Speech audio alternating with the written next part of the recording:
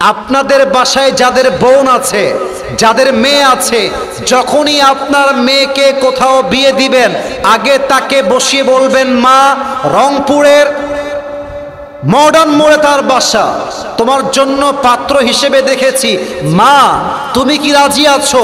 মা যদি বলে ইয়েস, আপনি বলবেন ইয়েস। মা যদি বলে নো, আপনি বলবেন নো।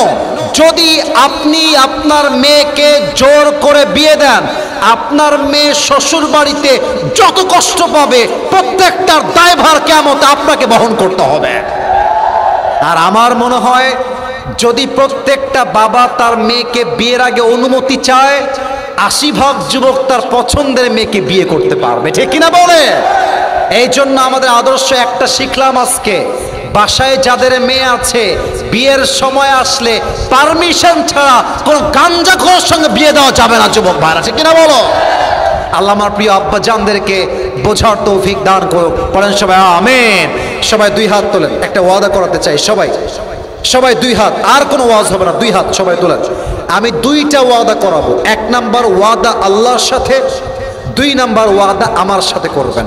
বলেন সবাই একবার আসমানের দিকে তাকিয়ে, আজ কোনো প্যান্ডেল নাই, পুরো সামিয়ানা ফাঁকা। বলেন একবার সবাই আল্লাহ। দিল থেকে ডাকতে পারলেন না? একবার দিল থেকে, ও আল্লাহ।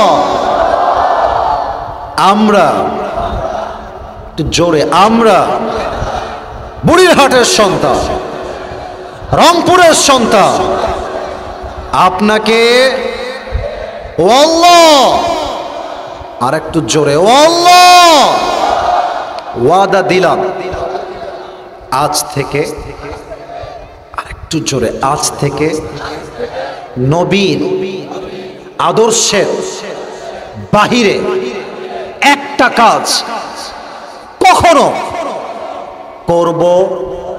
এবার আমার দুই হাত দেখবেন না, এই জোরে দিল থেকে না। বলেন সবাই ইনশাআল্লাহ। লাস্ট ওয়াদা। বলেন সবাই আমাকে ডাক দিয়ে, হুজুর। আরে ইয়ার জোর সে বলো হুজুর। আমরা আপনাকে ওয়াদা দিলাম। আসতে হলে কেন সোনামণিরা?